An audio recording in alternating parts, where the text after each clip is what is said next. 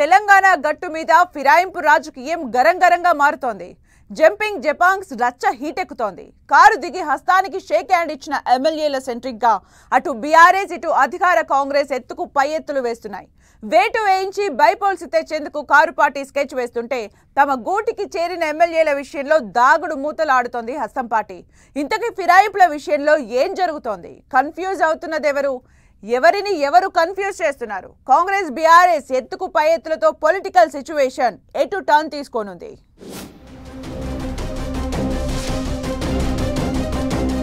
Heat ఎక్కుతోన్న ఫిరాయింపు ఎమ్మెల్యేల episode. వేటు కోసం బీఆర్ఎస్ పట్టు, సేవ్ చేయడం కోసం కాంగ్రెస్ స్కెచ్. ఫిరాయింపు ఎమ్మెల్యేల విషయంలో ఎత్తుకు పై ఎత్తులు.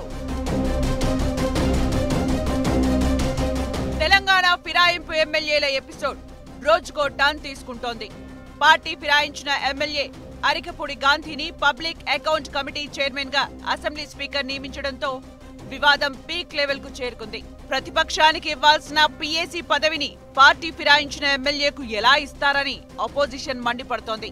అయితే అధికార పార్టీ మాత్రం అరికపూడి గాంధీ కాంగ్రెస్ లో చేరలేదని చెప్తోంది. ఆయన బీఆర్ఎస్ లోనే ఉన్నారు. స్పీకర్ ప్రకటించిన జాబితాలో కూడా బీఆర్ఎస్ అని ఉందంటూ సమర్థించుకుంది.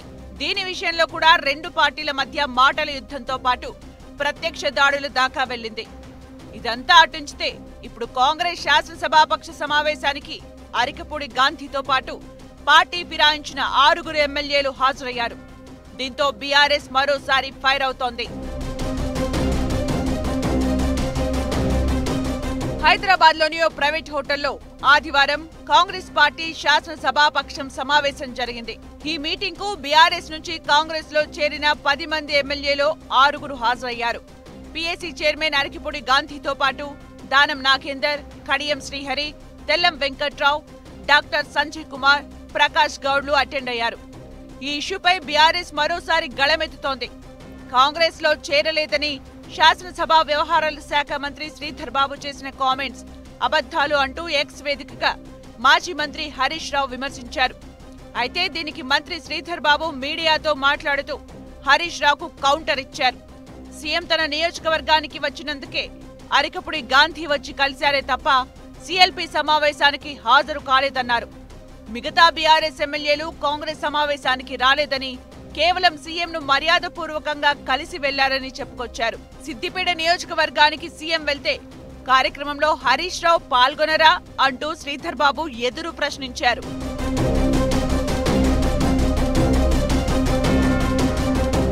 అధికార కాంగ్రెస్ పార్టీలో కూడా ఫిరాయింపుల అంశం కుతకుతలాడుతోంది.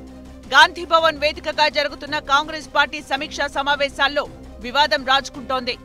పార్టీ ఫిరాయించిన ఎమ్మెల్యేలు గాంధీ భవన్ లో జరిగిన సమీక్షా సమావేశాలకు హాజరయ్యారు. పీసీసీ చీఫ్ మహేష్ గౌడ్ అధ్యక్షతన జరిగిన సమీక్షా సమావేశాలకు ఉమ్మడి వరంగల్ జిల్లా సమావేశానికి కడియం శ్రీహరి, కరీంనగర్ జిల్లా సమావేశానికి జగిత్యాల ఎమ్మెల్యే సంజయ్ కుమార్, నిజామాబాద్ జిల్లా సమావేశానికి పోచారం శ్రీనివాస్ రెడ్డి హాజరయ్యారు. అయితే కరీంనగర్ జిల్లా సమావేశం కాస్త రసాభాసగా జరిగింది.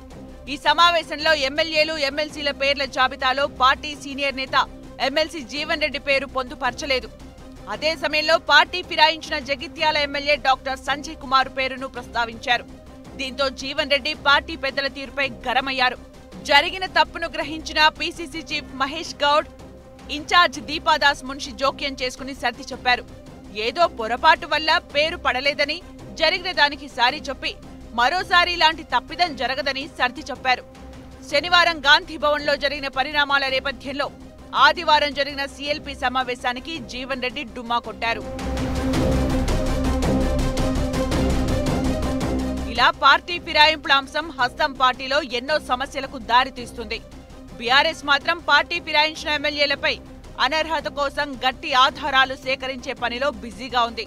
గాంధీ భవన్ లో జరిగే సమావేశాలకు, సీఎల్పీ భేటీకి ఫిరాయింపు ఎమ్మెల్యేలు హాజరైన ఎవిడెన్స్ ను సేకరించి కోర్టుల దృష్టికి తీసుకెళ్లాలని చూస్తోంది.